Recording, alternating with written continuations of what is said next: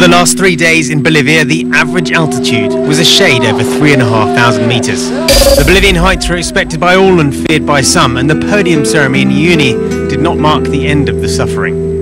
It was merely a baseline to deal with. Everything is slower and harder to do when altitude sickness hits. This year, the medical staff of the Dakar have taken care of more than 300 people suffering from different symptoms. And some of those racers didn't even reach the end of stage 6.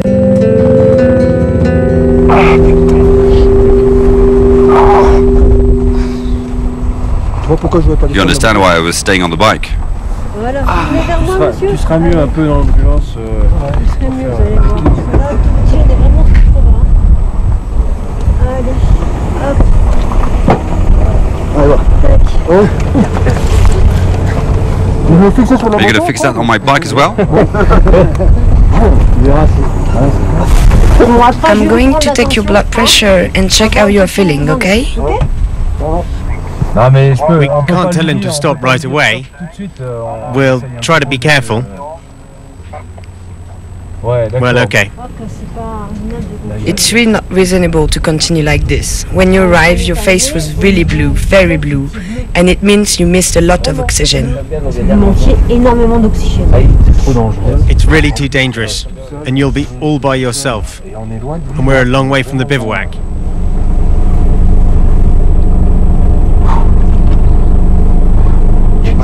You've reached the red zone, and there's nothing we can do for you. You have to be reasonable. You have to stop. You can't go on like this. It's impossible.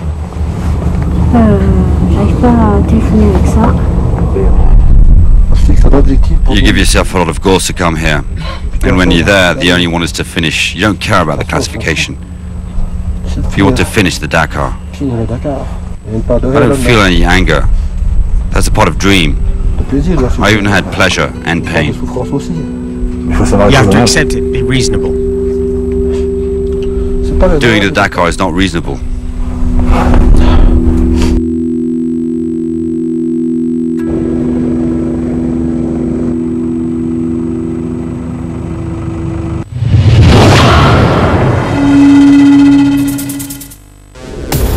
Previously in the car, Sébastien Loeb got off to a flying start in his Dakar career. 3 wins and a lightning fast pace. If it starts to get a bit more complicated, we'll focus more. We'll see where it takes us.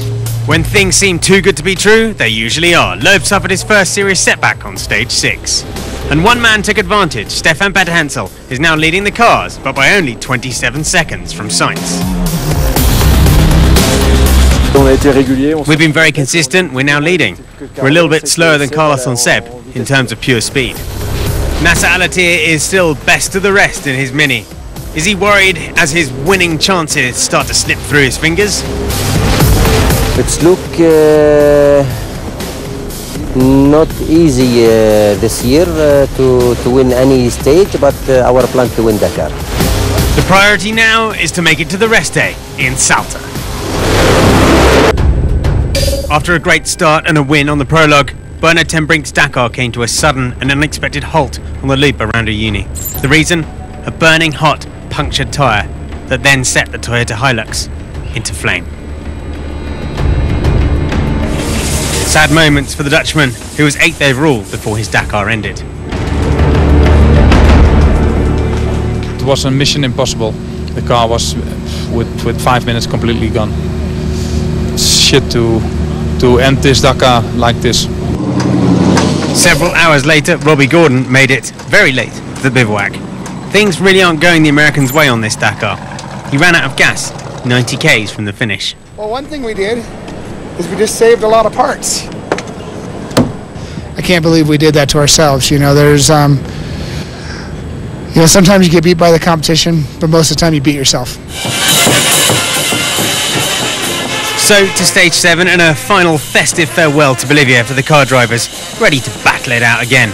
Bolivian President Evo Morales had come to salute the top guns and launch the overall leader, Stefan Petterhansel, on his way. On his first Dakar, Harry Hunt is showing a lot of potential. The Brit is learning fast in his Mini and is slowly closing in on the top 10.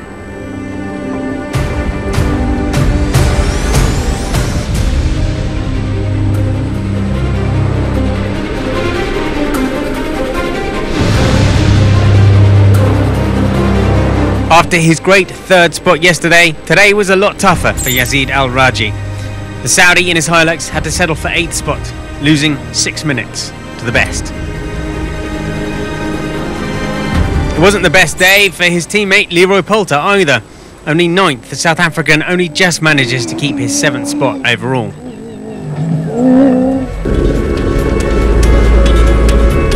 It's been a rough time for the Toyotas in Bolivia and for Orlando Terranova. He struggled today on his way back to home soil, losing another hour.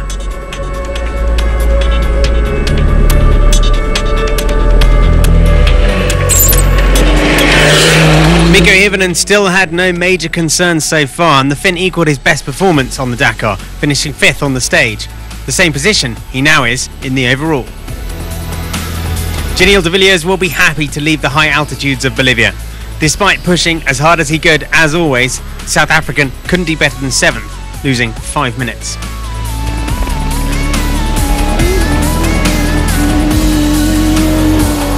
Stefan Petterhansel knew it would be hard to stay clear of his Peugeot rivals, and indeed he lost time on both Loeb and Sainz. 4th on the day, the Frenchman has lost his overall lead.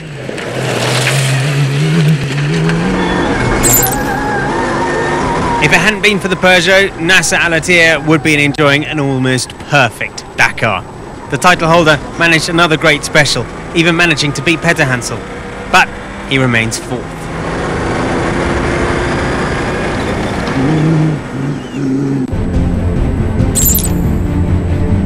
On the first part of the stage, Sebastian Loeb was once again flying.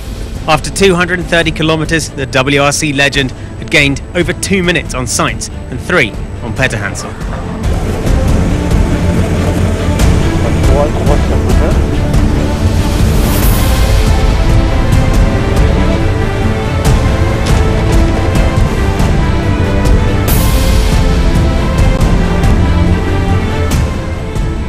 However, once stopped at the start of the second special, he admitted his Peugeot was suffering from mechanical problems. Faites gaffe au niveau de vide, à la pression.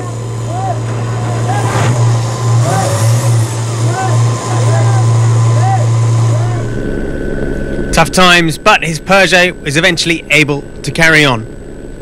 But his advantage faded away. No stage wins for the Frenchman, but he still gets the lead back overall. After getting so close to victory this year, Carlos Sainz finally got his first special. The Spaniard focused on chasing Petterhansel and therefore gaining time to win his 28th stage success on the Dakar.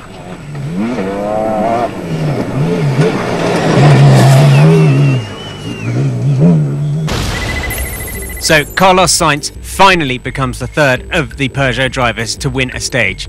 And he takes it by 38 seconds from Loeb, who knows what he could have done without that mechanical problem. Al-Attiyah 3rd, Petterhansel 4th, Hirvonen in 5th. That is where Hirvonen stands, and those 5 are the ones that occupy the top 5 spots. But it's Loeb who leads by 2 minutes 22 from Petterhansel.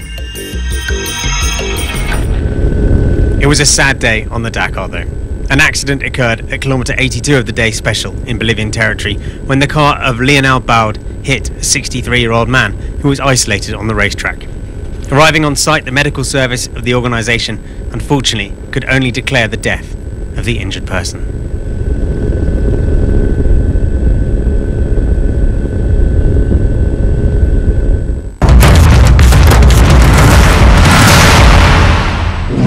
Late last night, the second of the Gordinis, driven by Sheldon Creed, rolled into the bivouac in Uyuni after helping his teammate Gordon to the finish. But he seemed to be missing a pretty vital part of the car's anatomy: the steering wheel. Get going again, right?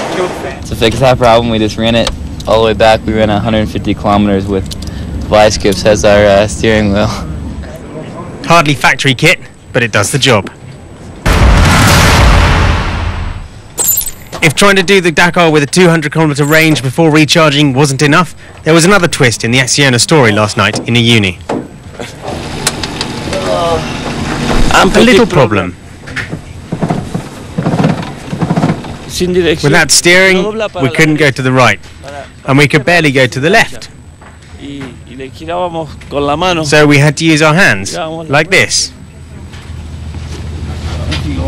Pull it and go a little bit this way. Then pull it back. We were steering like this.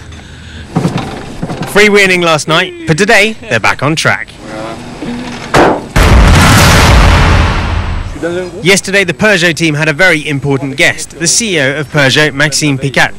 Unsurprisingly, he's very happy about the performance of the cars in the first week of the Dakar, but he knows the hardest is still to come. Today we know what is coming ahead. Tomorrow is a very tough stage. Everything around Belen will be hard. The loop will be terrible. The navigation will be crucial. So co-pilots are saying it could be. You can lose a lot of time in those stages. So today our cars have only one goal, to increase their lead. And you don't do that by looking in the mirror.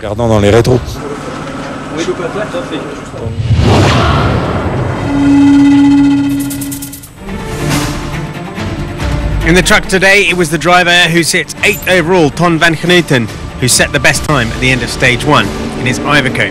The gap is small, only 25 seconds.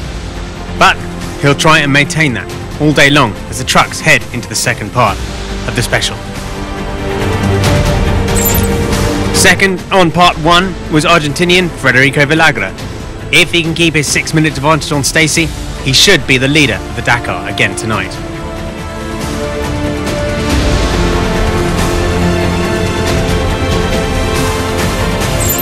The Kamaz are under a lot of pressure. Only one stage win since the start of the rally.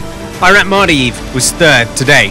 For the second part, the weather conditions that are getting worse could give the Russian a chance to attack for his first victory on the rally this year.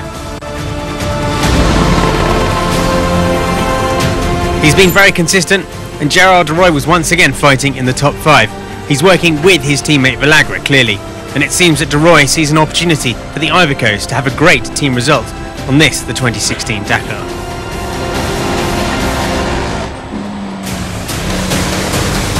The race leader, Hans Stacey, had a difficult start this morning. He was only 6th on the stage. He's 6 minutes behind his closest opponent, Villagra. And it seems obvious, but he really does need to reduce that gap by the end of the day.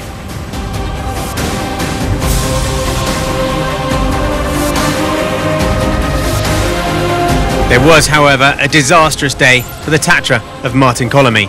He stopped on the stage. The Czech driver was 48th at checkpoint 1 in the first part of the stage. He started again, but lost 1 hour 45 in that part. That could mean any podium chance is well and truly over.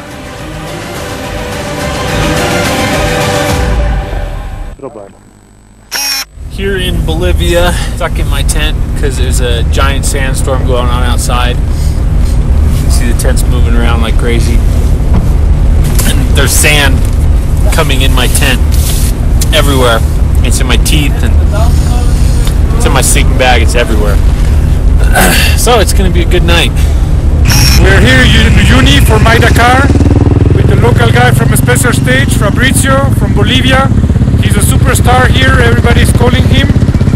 He's very happy about being in this country. Fabrizio, some words in Spanish. Talking about it is difficult, Nicholas. The truth is, I don't have anything. Hi, everyone. Let's see if people know Fabrizio. ¿Ustedes conocen a Fabrizio? A ver, no se escucha nada. A ver, a ver.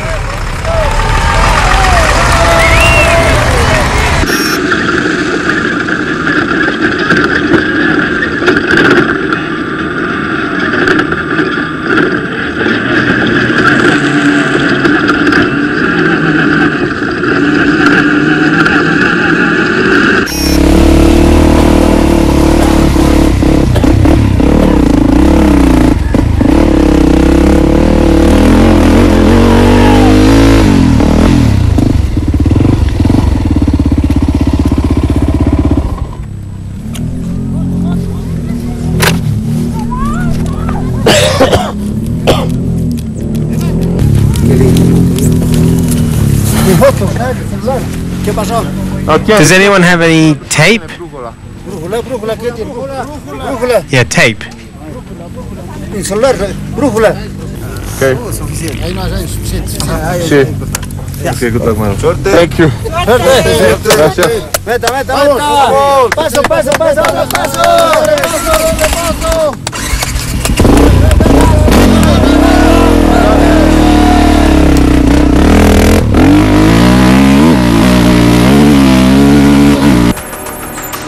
On tomorrow's programme, it's the rest day.